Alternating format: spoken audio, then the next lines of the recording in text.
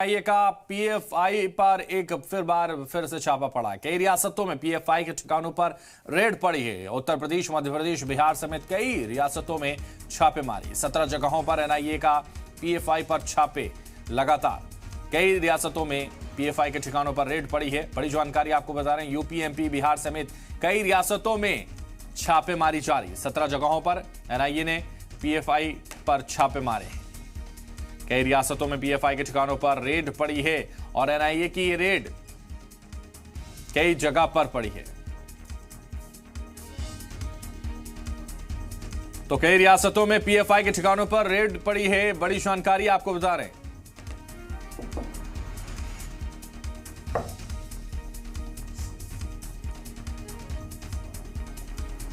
तो कई रियासतों में पीएफआई के ठिकानों पर रेड पड़ी है। बड़ी जानकारी आपको दे रहे हैं, ब्रेकिंग न्यूज लगातार आपको बता रहे हैं। कई रियासतों में एनआईए की छापेमारी।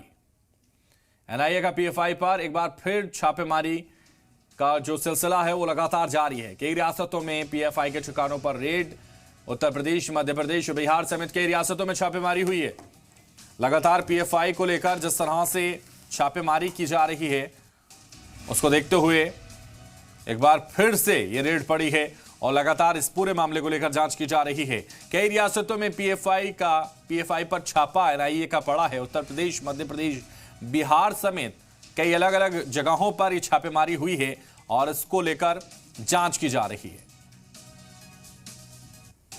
केवल से जानकारी दिले की, बाकी कुछ पूरा सर्च किए। ये लोग रात कुछ में भी नहीं पाया गया। कल रात भी आए थे क्या? नहीं, आज ही सुबह में, सुबह 5 बजे। ऐसा सूचना मिला कि कल रात में 9, साढ़े 9 बजे लोग वहाँ पर आए। मैं नहीं पता आपको तो कहाँ से मिलता है सूचना। और मनीष इस वक्त हमारे साथ, हमारे रिपोर्टर सीधा जुड़ गए हैं। मनीष, जिस तरह से लगातार कई राज्यों में छापेमारी हो रही है, एनआईए की छापेमारी पीएफआई पर हो रही है, क्या जानकारी इसको लेकर आपके पास? जी बिल्कुल, देखिए आप जानते हैं कि पीएफआई को बैन किया जा चुका है और पीएफआई के जो टॉप लीडर्स हैं उनको पहले ही एनआईए और कई स्टेट की जो पुलिस है उन्होंने अरेस्ट किया हुआ है। लेकिन पिछले कुछ दिनों से ये इन्फॉर्मेशन मिल रही थी कि पीएफआई के जो ओजीडब्ल्यू यानी ओवरग्राउंड वर्कर्स हैं या पीएफआई के 3rd या 4th लेयर के जो लीडर्स हैं वो दोबारा अपने आप को संगठित कर रहे हैं। दोबारा उन्होंने पीएफआई से जुड़ी एक्टिविटीज़ करनी शुरू कर दी है और ऐसी स्थिति में ये फैसला किया गया था कि अब दोबारा इनके खिलाफ जहां पर इस तरीके की मीटिंग हो रही है या एक्टिविटीज़ हो रही है उन पर कार्रवाई की जाएगी। तो आज सुबह अर्ली मॉर्निंग ही पीएफआई ने मल्टी स्टेट्स में, पीएफआई के खिलाफ एनआईए ने मल्टी स्टेट्स में रेड की। खासतौर पर सबसे ज़्यादा बिहार के अंदर रेड हो रही है, जो 12 लोकेशन में रेड की जा रही है, यूपी में हो रही है और इसके साथ ही गोवा में एक लोकेशन पे है और पंजाब में भी है और उसके साथ ही एमपी के भी एक लोकेशन पर रेड डाली जा रही है। ऐसी जानकारी सामने आ रही है। जो सबसे बड़ी बात यह है कि आप ये भी देखें कि जो रेड्स हो रही हैं वो काफ़ी अर्ली मॉर्निंग रेड डालने का फैसला किया गया, क्योंकि कुछ ऐसी लोकेशन थी जो काफ़ी सेंसिटिव थी और एनआईए ने ये फैसला किया कि वो चूँकि जब तक इस रेड की जानकारी मिले तब तक वो रेड का काम कंप्लीट कर ले। तो अभी भी कुछ टीमें फील्ड में हैं, रेड्स कर रही हैं, कुछ ने रेड कंप्लीट कर ली है और अब शाम तक ये पता चल पाएगा कि जो रेड हुई है उसमें एनआईए को कितनी कामयाबी मिली है या इससे जुड़े उन्होंने किन किन लोगों को गिरफ्तार किया है। इससे पहले भी कई बार छापेमारी हुई है पीएफआई को लेकर, जिस तरह से बैन किया गया है। तो क्या अब लग रहा था कि एक बार फिर से एक्टिव पीएफआई नजर आ रही है? कई जगह पर गोपनीय तरीके से उसके दफ्तर चलाए जा रहे हैं, उन्हीं पर यह रेड हो रही है या अभी कुछ और जगह भी चिन्हित की गई हैं? जी हाँ, देखिए ये अगर आप पीएफआई को देखें तो पीएफआई बहुत बड़ा ग्रुप रहा है और उनके बहुत हज़ारों लाखों में उनके मेंबर्स हैं, ऐसा ये माना जाता है। तो एजेंसीज ये मान के चल रही थी कि बैन लगने से अचानक पीएफआई ख़त्म नहीं हो जाएगा।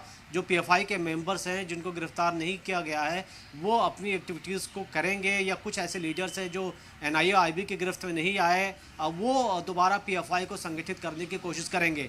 ये भी हो सकता है कि नए नाम से इस ग्रुप को ऑपरेट करने की, दोबारा जिंदा करने की भी कोशिश हो अलग अलग राज्यों में और इसलिए ये ज़रूरी था कि एजेंसीज लगातार इनके ऊपर नज़र रखें।